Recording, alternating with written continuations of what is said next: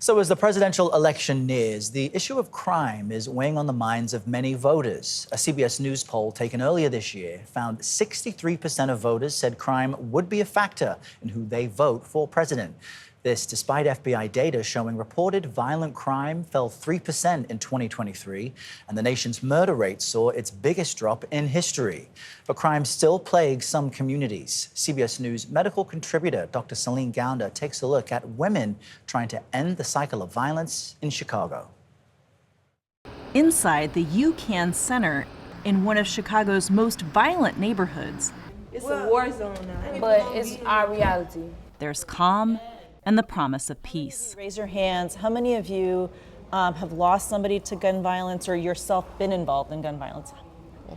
Women at high risk for gun violence come here 4 days a week for a year to learn ways to cope with trauma, anger, and grief, and get coaching in the life skills that can put them on a different path. Is violence in the community contagious?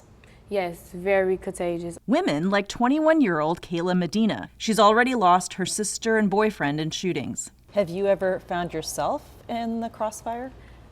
Yes, a million times. Every day I walk out the door, there's always something happening. It's always some gunshots. While men make up the majority of people shot or shooting, the number of women here involved is rising.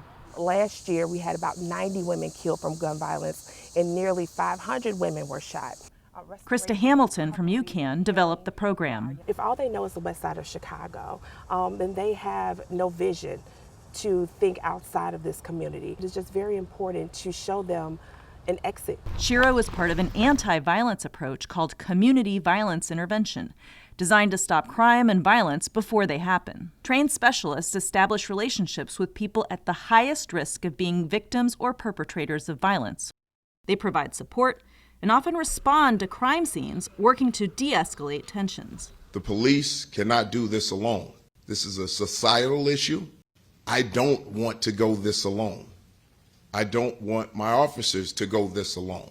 In Chicago, $300 million has been pledged for intervention programs in underserved and disinvested communities. Violence is an outward expression of a deep-rooted problem.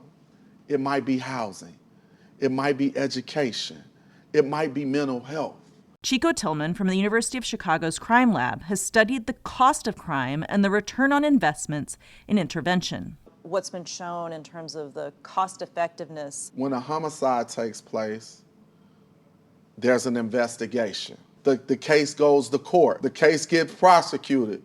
Incarceration if they're found guilty. All the medical bills, it costs society as a whole anywhere from $1.4 million to $2.5 million every time somebody is shot. And that's the reason why I love that we come here together as a sisterhood, because we each share a story. For the Shiros, community is the key and the chance to see a new way forward.